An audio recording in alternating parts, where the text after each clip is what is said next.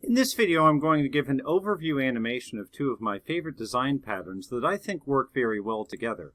That is the factory and command pattern. I will have a code example that follows this video in a different video, but in this video I just want to give an overview so we can conceptualize it and see what's coming. First, a description of both of the patterns. So the factory pattern is a creational pattern. That means it's involved in creating objects. The problem is we need to create a variety of object types without detailed knowledge of how to create them. So the solution is that all of the objects are created, share a common superclass or interface, and that is the return type of this factory pattern method that we're implementing. So the factory pattern method will often have an implicit parameter that indicates what type of object it's going to create. Now let's take a look at an animation that describes how this works. So first of all, I mentioned that we're creating one of several object types. In this case, it could be a life insurance or an annuity type. So those are the classes we make an object out of them. And they have a common superclass or interface. And in this case, the common interface is an interface named monthly runner with a method called execute. So you see that as an interface, it has execute and then semicolon to indicate that it's just a method signature. And then the implementation classes have the actual implementation of that method. Now, we have an action class which is causing some behavior to happen, and it invokes our factory pattern method, create monthly runner. Now, take a look at our factory class and look at this creational method that we're making. So, create monthly runner is the name of the method. It's returning a monthly runner. Now, what's a monthly runner? That's our interface. And then it's accepting some kind of flag, which in this case is a string, which tells us what we want to create. So, let's say that the string that we're passing in is life insurance. That flag is life insurance. That's going to tell the factory to make a life insurance object, but it's going to return it, remember, as a monthly runner type. So when the action class actually receives this, it's going to see the variable type monthly runner, which is going to tell it all of the methods it's allowed to call on this object. But we can't create an object out of an interface. So what is the object type behind this variable? Well, it's a life insurance type. Now, of course, we can repeat this again, but this time with a different flag, let's say annuity. And when we invoke annuity, the factory again is going to return a variable of type monthly runner. But under the covers, the actual object that we're operating on is annuity. So remember the magic of polymorphism here. Polymorphism says variable type tells you what methods you're allowed to call, and object type tells you what's actually going to happen when you call those methods.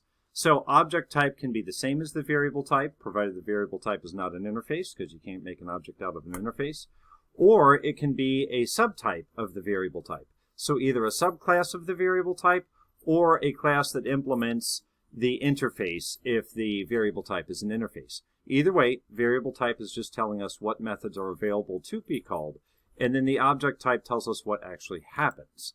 And that really works magic when we're looking at design patterns like this.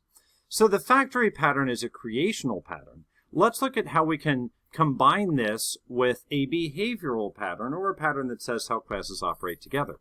One of my absolute favorites is the command pattern. So we want to decouple the invocation of an operation from the knowledge of how to perform that operation. In other words, we want a class that's going to kick off something, some kind of operation or some kind of method, and it doesn't have any idea what that method is actually doing. And that's good, because we keep concepts separate and we maintain the single responsibility pattern. So the solution is to use interfaces, as we'll see in just a moment. The consequence, though, is we end up with a lot of little classes, but total lines of code are much smaller. So let's consider the command pattern. We have some kind of action class here with a run operation, and that's going to call the factory method that we saw in the previous example, and then it's going to invoke execute on the objects that it gets back from the factory. So guess what? When it calls the factory, what does it get? Well, it passes in life insurance, and it gets back a variable of the interface type monthly runner. And that's all it needs to know, because remember the command pattern, the idea is we're causing an operation to happen without knowing any details. So all this action class really needs to know is the interface and the method. It doesn't need to know what's going to happen under the covers, it just needs to know that it's receiving a variable of this interface type, and it's allowed to invoke this method on the interface. Now, if we pass in life insurance to the factory, of course, what do we get in return? We get a life insurance object, and that has the life insurance execute method. You can probably guess what comes next. If we pass in annuity to our factory, we're going to get a variable type of the interface again. But the object under the covers is going to be this class called annuity. And when we invoke execute, we're going to get the behavior that's defined in annuity. So these are two of my favorite design patterns. It really speaks a lot to the solid principles of object-oriented design, specifically single responsibility, dependency inversion, because remember the action class is only tied to the interface. It doesn't know about the object type, and as a matter of fact, we could have more object types in the future, provided that they implement that interface, which makes our program more future-proof. Liskov substitution, so we know that the object can take the place of the interface in that variable type, or in other words, if the variable is the interface type, as long as the object type implements that interface, we can substitute the object into that variable. And finally, interface segregation, because we know the interface is not just telling us what methods we can call, but it's hiding from us the methods that we should not be calling.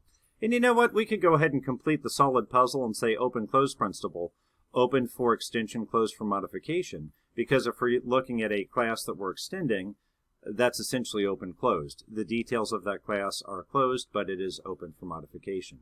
All of these work well with these patterns, and what I found with these patterns is you can do something very interesting, which is write a program that has conditional logic, but without any if tests or switch statements or any of the traditional conditionals that we have.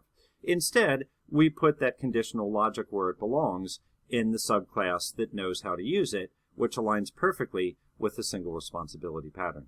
So, as I said, I have a much longer video where I do a demo of this, but I hope that kind of whets your appetite and lets you think about the premise of the video that follows. I hope this video series is helpful, and as always, I look forward to reading your comments. Thank you.